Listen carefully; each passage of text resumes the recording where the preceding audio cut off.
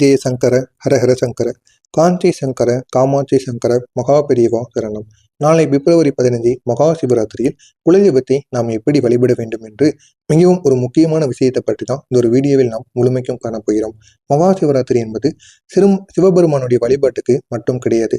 அன்று குலதெய்வ வழிபாடு செய்தால் மனிதனுடைய வாழ்க்கை முழுவதும் நிற்காமல் ஓடிய கஷ்டங்கள் நின்று விடுவதற்கான வாய்ப்பு நிச்சயமாக இருக்கும். இது பண்டைய ஆகமங்கள் சொல்லப்பட்டு வருகிறது. ஏன் தெரியுமா? சிவபெருமான் ஆதிகுரு, குலதெய்வம் உன் வாழ்க்கையோடு இருக்கக்கூடிய ஆதார சக்தி. இந்த இரண்டு சக்திகளின் இணைப்பும் மகா சிவராத்திரியில தான் முழுமையாக இயங்கும். அதனால்தான் நாளைய நாள்ல நம்ம செய்யக்கூடிய குலதெய்வ வழிபாடு 10 வருடம் வழிபட்ட பலனை ஒரே நாளில் கொடுக்கும். அந்த அளவுக்கு ஒரு சக்தி வாய்ந்த ஒரு நாளாக இருக்கும். இனிமே இந்த ஒரு நாளை மட்டும் நீங்க பயன்படுத்திக் கொள்ளுங்கள். உங்களுடைய வாழ்க்கையில அவ்வளவு நன்மைகள் ஏற்படும். நாளை காலை நம்முடைய வீட்டில் செய்ய வேண்டிய முதல் செயல், நாளை காலையில 4:30 மணிலிருந்து 6 மணி வரை நம்ம எழுந்து கொள்ள வேண்டும். எழுந்து கொண்டு இந்த ஒரு நேரத்துல பிரம்ம முகூர்த்த வெளின்னு அழைப்பாங்க. இந்த ஒரு நேரத்தில் குலதெய்வத்தை நினைத்தாலே ஒரு வருட புண்ணியமானது நமக்கு கிடைக்கும். எனவே நீங்க நாளையில சிவராத்திரி நாட்கள்ல காலையில நீங்க எழுந்து விட்டு குலதெய்வத்தை நினைத்து சின்ன மந்திரங்களையோ சில வழிபாடுகளையோ நீங்க கூறி பாருங்க. அவ்வளவு நன்மைகள் நடக்கும். எழுந்தவுடன் ஓம் நமோ பகவதே வாசுதேவாய அப்படிங்கிறதையும், இல்லை அப்படின்னா ஓம் நம சிவாய அப்படிங்கிற ஒரு மந்திரத்தை மட்டும் 11 முறைகள் நீங்க ஜெபித்துக் கொள்ள வேண்டும்.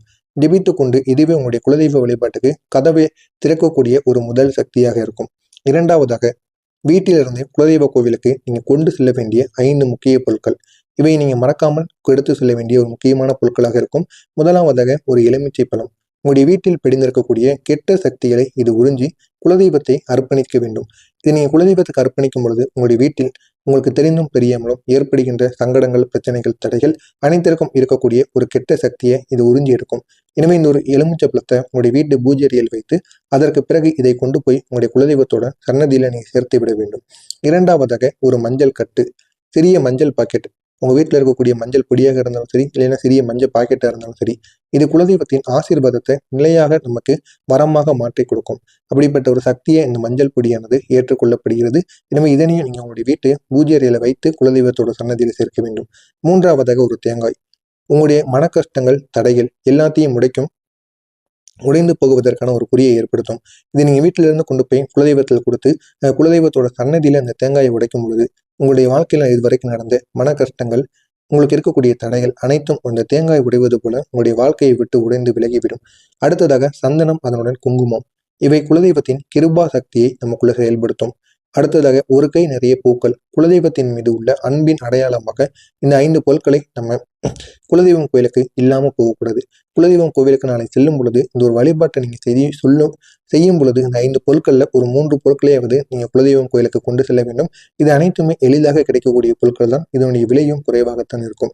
இதனமே இந்த ஒரு செயலை மட்டும் நீங்க இந்த ஒரு நாள்ல செய்து பாருங்க. உங்களுடைய வாழ்க்கையில அவ்வளவு நன்மைகள் ஏற்படும்.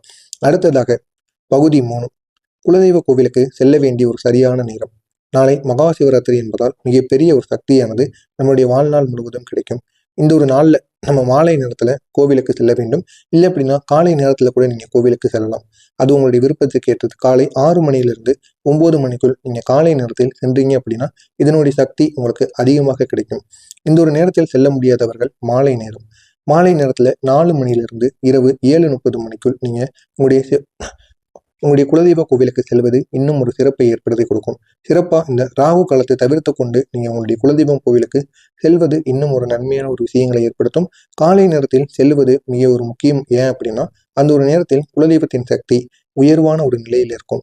இந்த ஒரு உயர்வான நிலையை நம்ம பயன்படுத்தி கொள்ள வேண்டும் அப்படின்னா குலதெய்வம் கோவிலில் போய் அமர்ந்து கொண்டு குலதெய்வத்துக்கு தியானங்கள், குலதெய்வத்துக்குரிய மந்திரங்கள், நம்முடைய வேண்டுதல்கள், கோரிக்கைகள் அனைத்தையும் வைக்கும் பொழுது குலதெய்வம் நிச்சயமாக நிறைவேற்றி கொடுக்கும். எனவே இந்த ஒரு நேரத்தில் நீங்க போயிட்டு குலதெய்வம் கோயிலில் உட்கார்ந்து அர்ச்சனை செய்யும் பொழுது குடும்பத்தில் இருக்கக்கூடிய தகராறுகள் அனைத்தும் நிவர்த்தியாக மாறும். முன்னோரின் கடன் அனைத்தும் நீக்கப்படும். குலதோஷ நிவர்த்தியானது நிச்சயமாக ஏற்றுக்கொள்ளப்படும். தொழில், வேலை தடைகள் அனைத்துமே நீக்கப்படும். இது அனைத்தும் இந்த ஒரு நாளில் நிச்சயமாக நடக்கும். இவை அனைத்தும் தானாகவே செயல்பட தொடங்கும். எனவே இதனை மட்டும் இந்த ஒரு நாள்ல நீங்க செய்து பாருங்க. அவ்வளவு நன்மைகளானது நடக்கும். அடுத்ததாக கோவில்ல பொருட்களை எப்படி நீங்க அர்ப்பணிக்க வேண்டும். முதலாவதாக கோவில் வந்ததும் முதலில் நன்றாக தாளம் போட்டு குலதெய்வத்திற்கு 3 முறை நீங்க முன்னின்று வணங்க வேண்டும். இதனை நீங்க முதலாவதாக செய்ய வேண்டும். இரண்டாவதாக உங்களுடன் கொண்டு வந்த எலுமிச்சையை குலதெய்வம் முன்னால் நீங்க வைத்து உங்களுடைய வாழ்க்கையில் இருந்த கெட்ட சக்திகளை உறிஞ்சு கொள்ள வேண்டும். உங்களுடைய வாழ்க்கையில் இருக்கக்கூடிய கெட்ட சக்தியில், கெட்ட எண்ணங்கள், கெட்ட விதமான செயல்கள் இது என்னென்ன நடந்திருக்கோ அதை நீங்கள் குலதெய்வத்திடம் சமர்ப்பிக்க வேண்டும். இது நீங்கள் எலுமிச்சம்பழத்தை கொடுக்கும் பொழுது செய்யுங்கள். உங்களுடைய வாழ்க்கையில் இருக்கக்கூடிய கெட்டது அனைத்தும் உங்களுடைய வாழ்க்கையை விட்டு விலகும். மூன்றாவதாக மஞ்சள் கட்டை.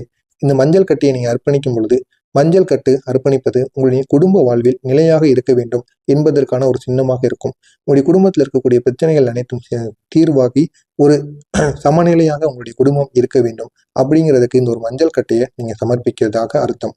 அடுத்ததாக தேங்காயை உடைக்க வேண்டும். இதில் நீங்கள் உங்களுடைய மனதிற்குள் வைத்திருக்கக்கூடிய கஷ்டங்களானது முழுமையாக கரைந்து போகும். ஐந்தாவதாக உங்களுடைய விருப்பப்படி ஒரு நெய் தீபம் இல்லைன்னா ஒரு நல்லெண்ணெய் தீபத்தை நீங்க ஏற்றி வழிபடலாம். இதனை மட்டும் நீங்க நாளைய நாள்ல செய்து பாருங்க. அடுத்ததா கோவிலில் நீங்க சொல்ல வேண்டிய குலதெய்வத்திற்கான மந்திரங்கள். இது மிகவும் ஒரு சக்தி வாய்ந்ததாக இருக்கும். ஓம் ஸ்ரீ குலதேவியாய் நமக, இதை 108 முறையும், இதை சொல்ல முடியல அப்படின்னா ஓம் ஸ்ரீ குலதேவதாய நமக, இது 54 முறைகளையும் நீங்க சொல்லலாம். இந்த ஒரு மந்திரம் குலதோஷ நிவர்த்தி மந்திரம், சாப நிவர்த்தி, குடும்பத்துல சாந்தி, வேலை தடைகள் களைவு, திருமண தடைகள் நீக்கம், இவற்றுக்கு மிகவும் ஒரு சக்தி வாய்ந்த பலன்களை ஏற்படுத்தி கொடுக்கக்கூடிய ஒரு மந்திரம். எனவே இதனை மட்டும் நீங்க நாளைய நாள்ல சொல்லி பாருங்க. அது உங்களுடைய குலதெய்வம் கோவில்ல வைத்து இரவு முழுவதும் கூட நீங்க கூறலாம். இரவு முழுவதும் நீங்க தூங்காம குலதெய்வம் கோவில்ல நீங்க இதை செய்யும் பொழுது உங்களுடைய வாழ்க்கையில அவ்வளவு நன்மைகள் நடக்கும். எனவே இந்த ஒரு நாளானது உங்களுடைய வாழ்க்கையில எப்படிப்பட்ட மாற்றங்களை கொடுக்கும் அப்படின்னா, மகா சிவராத்திரி, குலதெய்வ வழிபாடு, இந்த ரெண்டையும் இந்த ஒரு நாள்ல சேரும் பொழுது தலைமுறைக்கான புண்ணியங்களை தேடி கொடுக்கும். முன்னோர்களின் ஆசீர்வாதம் நேரடியாக நமக்கு கிடைக்கும். உடன் பிறந்தோருடன் இருந்த கசப்பான சம்பவங்கள் அனைத்தும் இந்த ஒரு நாள்ல ஒரு முடிவை ஏற்படுத்தும். மனச்சோர்வு, பயம், துன்பம் அனைத்தும் நம்முடைய வாழ்க்கையை விட்டு விலகும். எதிலும் தடையாக இருந்த வாழ்க்கையானது இந்த ஒரு நாள்ல ஓடத் தொடங்கும். வேலை, பணம், ஆரோக்கியம் ஆகிய அனைத்தும் நம்முடைய வாழ்க்கையில மேம்படும். இது நம்முடைய விதியை மாற்றக்கூடிய ஒரு நாள். இது மட்டும் இல்லாம இந்த ஒரு நாளானது பண்டிதர்கள் ஏன் சொல்கிறார்கள் அப்படின்னா, இது மிகவும் ஒரு சக்தி வாய்ந்த ஒரு நாளாக இருக்கும். எனவே இந்த ஒரு நாளை நீங்க பயன்படுத்திக் கொள்ளுங்கள். உங்களுடைய வாழ்க்கையில அவ்வளவு நன்மைகள் ஏற்படும். நீ பட்ட கஷ்டங்களுக்கு தீர்வு கிடைக்குமா அப்படிங்கிற ஒரு கேள்வி அனைவருக்குள்ளேயுமே இருக்கும். ஆமாம், ஆனால் ஒரே ஒரு நிபந்தனை. நம்ம உண்மையாக குலதெய்வத்தை நம்பி இந்த ஒரு நாள்ல வழிபட வேண்டும். அப்படி உண்மையாக நம்பி நம்ம வழிபட்டோம் அப்படின்னா, குலதெய்வ வழிபாடு என்பது வாழ்க்கையில் உள்ள நம்முடைய ரூட் காஸ் பிரச்சனைகளை அகற்றக்கூடிய ஒரு சக்தியே கொண்டது. எனவே வீட்டுக்குள் நீண்ட நாள் இருந்த தடைகள், சாபங்கள், நோய் நொடிகள், வேலை தடைகள் எல்லாம் நீங்குவதற்கான ஒரு துவக்கமாக மாறும். எனவே இதனை மட்டும் நீங்க நாளைக்குள் எப்படியாவது செய்து விடுங்கள். உங்களுடைய வாழ்க்கையில் ஒரு பெரிய மாற்றமானது ஏற்படும். நாளைக்கு நீங்க செய்ய வேண்டிய ஒரு முக்கியமான செயல்கள். மாலை காலையில 4:30 மணிலிருந்து 6 மணிக்குள்ள நீங்க காலையில எழுந்து கொண்டு 11 முறைகள் சிவ மந்திரம், குலதெய்வ மந்திரங்களை 11 முறைகள் கூறணும். 5 பொருட்களை நீங்க எடுத்து செல்ல வேண்டும். எலுமிச்சை, மஞ்சள் கட்டு, தேங்காய், பூ, சந்தனம், குங்குமம், இந்த 5 பொருட்களை கொண்டு போய் உங்களுடைய குலதெய்வத்தோட சன்னதியில ஒப்படைக்க வேண்டும். இந்த காலையில 6 மணிலிருந்து 9 மணிக்குள் கோவிலுக்கு செல்லலாம். இல்லைன்னா மாலை 4 மணிலிருந்து 7 மணி, இந்த இடைப்பட்ட நேரத்துல நீங்க கோவிலுக்கு செல்வது மிகவும் நல்லது. தீபம் ஏற்றி பொருட்களை அர்ப்பணிக்க வேண்டும். 108 முறை குலதெய்வத்தோட மந்திரத்தை கூறி மனதில் ஒரு விருப்பத்தை மட்டும் நீங்க சொல்லுங்க. வீடு திரும்பும் போது உங்களுடைய வலதுபுறம் திரும்பி வர வேண்டும். உங்களோட வீட்டை பார்த்து நீங்க வரும் பொழுது வீடு திரும்பும் பொழுது வலதுபுறம் தான் திரும்பி வரணும். உங்களுடைய குலதெய்வம் உங்க கூடவே வருவதற்கான வாய்ப்பு நிச்சயமாக இருக்கும்.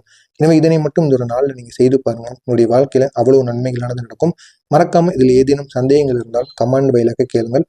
அதற்கும் நான் உங்களுக்கு பதிலளிக்கிறேன். மறக்காம நம்முடைய சேனலுக்கு நீங்க புதிய பார்வையாளராக இருப்பேன். மறக்காமல் நம்முடைய சேனலை சப்ஸ்கிரைப் செய்து வைத்துக் கொள்ளுங்கள். அப்பொழுதுதான் நாம் தொடர்ந்து பதிவிடும் வீடியோக்கள் அனைத்தும் தொடர்ந்து உங்களுக்கு நோட்டிபிகேஷனாக வந்து கொண்டே இருக்கும். நல்லதே நினையுங்கள். உங்களுடைய வாழ்க்கையிலும் நல்லது மட்டுமே நடக்கும். ஜெய ஜெய சங்கர, ஹரஹர சங்கர, காஞ்சி சங்கர, காமாட்சி சங்கர, மகா பெரியவா சரணம். நன்றி, வணக்கம்.